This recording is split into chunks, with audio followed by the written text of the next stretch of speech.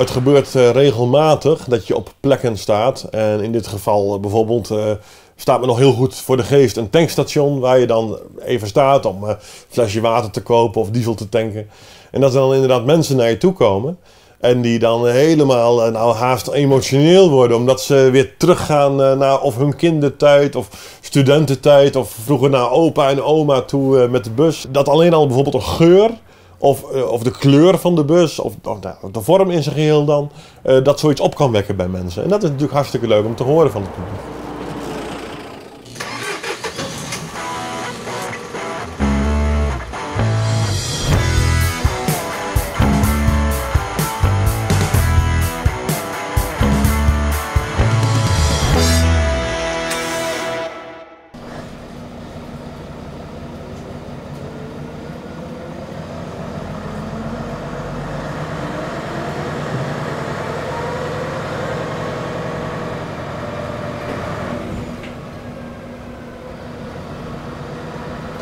We zijn hier in Sonnega en we zijn op ons museumterrein. Dat is een terrein met een aantal loodsen die wij hebben kunnen aanschaffen 2 jaar geleden. Ja, dit is eigenlijk ons domein van waaruit wij onze bussen onderhouden, stallen en op de weg brengen. Wij zijn geen museum voor bezoekers, zoals dat bij het Rijksmuseum verwacht dat je ergens naar een expositie gaat kijken. Wij laten onze voertuigen zien op straat. Wij doen mee aan oldtimerdagen, we rijden met monumentenweekend, we hebben soms wat verhuurde ritten voor trouwerijen, dat soort dingen.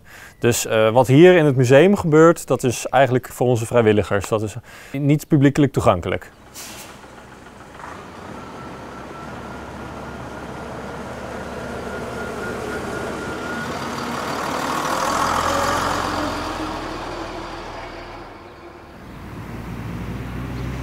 OVCN, dat staat voor Openbaar Vervoer Collectie Nederland, heeft een enorme collectie bussen, stadsbussen, streekbussen, tourwagens, geleden bussen, oude bussen en minder oude bussen.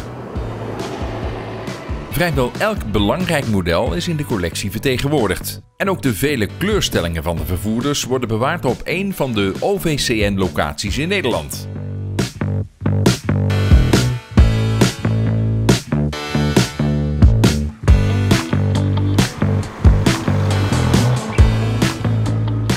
Alle bussen in de collectie hebben een eigen verhaal.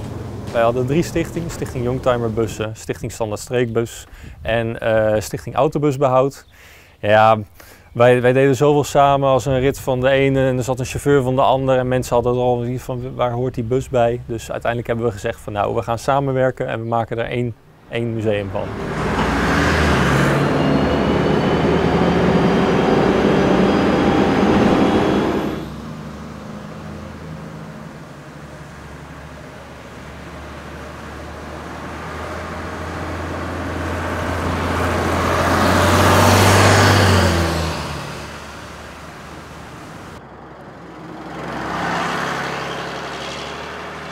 We zitten nu in een zogenaamde CSA 1 uit het jaar 1973.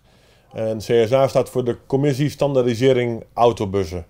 Er ontstond op een gegeven moment een belang bij de vervoersbedrijven, met name in de grote steden, om dit te gaan standaardiseren, om materiaal en gezamenlijk in te kunnen kopen, maar ook uit te kunnen wisselen in het kader van tekorten of overschotten.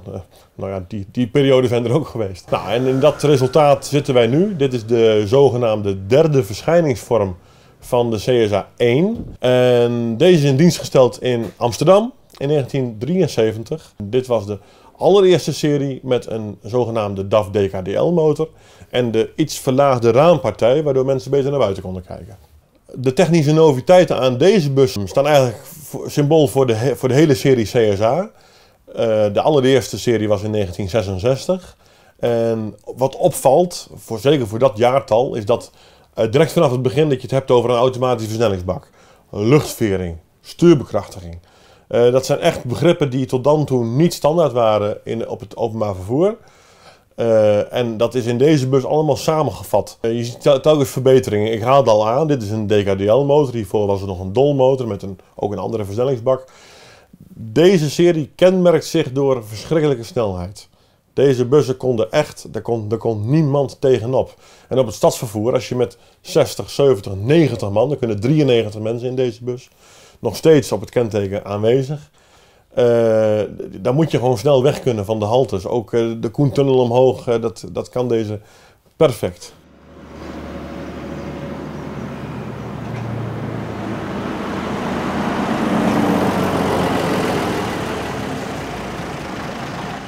Nou, er zit een hele leuke geschiedenis aan deze bus. En kort gezegd, deze bus is van 1973. In 1974 is deze door TNO omgebouwd naar LPG-bus. Dat was voor die tijd echt iets nieuws. Daar heeft hij ook mee in 1974 in Parijs gestaan op de Autosalon. Er zijn verhalen dat hij nog heel even een paar weken proef heeft gereden in Parijs op de stadsdienst. Maar ja, verkoop een Fransman maar eens een DAF-bus. Die kopen natuurlijk iets van Renault of zo. Dus dat is hem niet geworden, maar hij is teruggekomen in Amsterdam.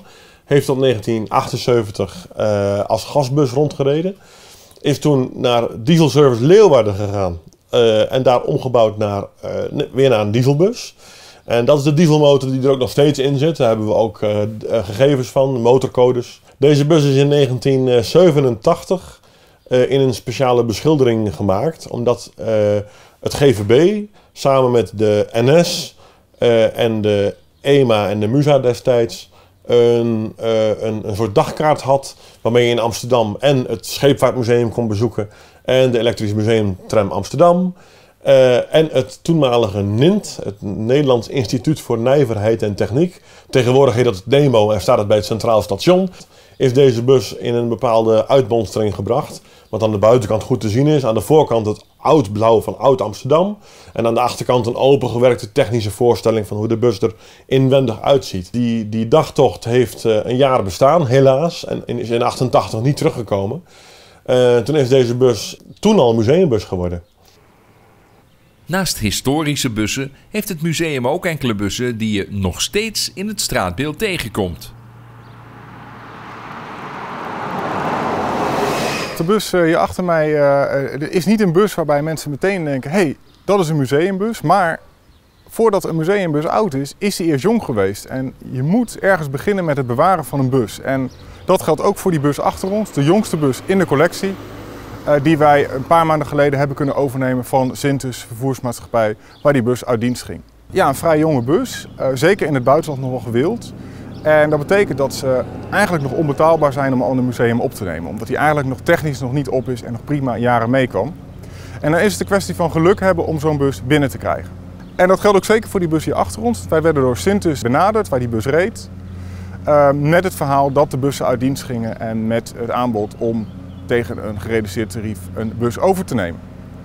En dat op zich is al heel leuk. Maar we kregen daarbij het aanbod om op de dag dat die bussen uit dienst gingen, naar de garage te komen waar alle bussen voor opslag heen gingen en daar de beste uit de hele serie uit te zoeken. En wij zijn die dag dus met een paar medewerkers naar Zwolle gegaan, naar de stalling waar die bussen stonden. We hebben alle bussen opgestart, zijn met alle bussen doorgegaan met lampjes, geluidscheck gedaan, gekeken hoe ze eruit zagen en uiteindelijk de beste van al die bussen uitgezocht.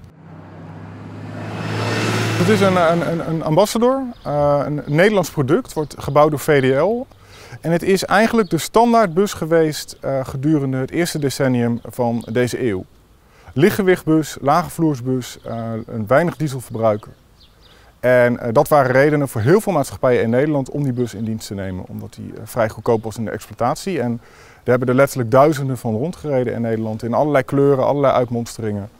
En daarom ook zeer representatief voor ons museum. We hebben er 3 en ook 3 in verschillende uitvoeringen. Want dat zie je bij heel veel bussen terug. Het lijkt heel standaard, maar als je wat inzoomt op de details is er ieder jaar wel weer een soort andere deelserie. En je ziet bij de Ambassador dat die gedurende ruim 10 jaar is gebouwd. En ja, dat onderhuids, maar ook aan de buitenkant toch wel moderniseringen zijn doorgevoerd. En dit is er eentje uit de laatste serie. En we hebben er bijvoorbeeld ook eentje uit de eerste serie.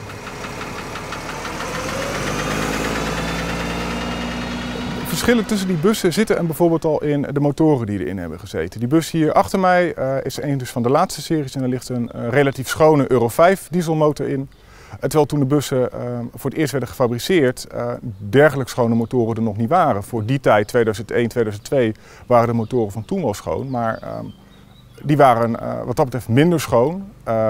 Bijvoorbeeld het geluid van die bussen is ook heel anders. Deze is veel stiller, loopt veel soepeler. De overeenkomst tussen die twee bussen is dat ze allebei een Nederlandse historie hebben. Allebei ook gebouwd in dezelfde fabriek in Heerenveen. Ze zijn allebei blauw, dat is een inkoppertje. Overeenkomst is verder dat ze allebei gebouwd zijn hoofdzakelijk voor het stadsverkeer. Allebei van Nederlands ontwerp, Nederlands product. Een heel grappig detail is ook de hoek van de voorruit. Die ziet er totaal anders uit bij deze bus, maar de hoek daarvan, die vind je dus nog terug. Een bus met het ontwerp van 1965 in een bus van 2010 heeft te maken met ontspiegeling. Want in de bus brandt verlichting en de chauffeur mag daar natuurlijk geen last van hebben. En wat ze dus in de midden jaren 60 al wisten van die ontspiegeling, dat is dus nog steeds in de bussen die later gebouwd zijn toegepast. Dus dat is een grote belangrijke overeenkomst. Verder een overeenkomst is het bedieningsgemak. Dit zijn bussen waar eigenlijk iedereen zo mee kan rijden. Ik wil niet denigrerend doen over het vak buschauffeur, maar de stuurbekrachtiging en de luchtvering en de automatische versnellingsbak maakt het allemaal wel tot een feest om hiermee op pad te zijn.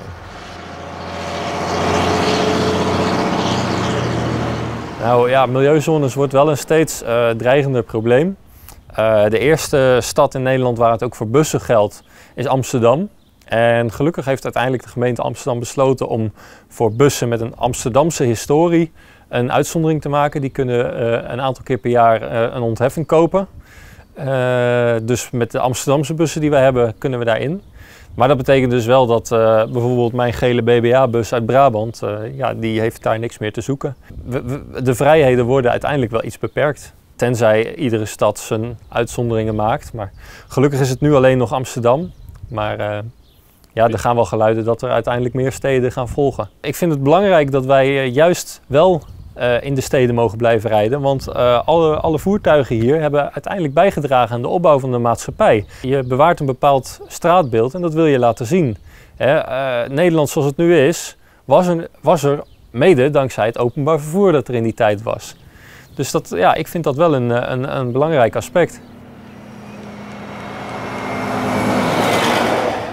Meer historische voertuigen? Abonneer je dan op dit kanaal.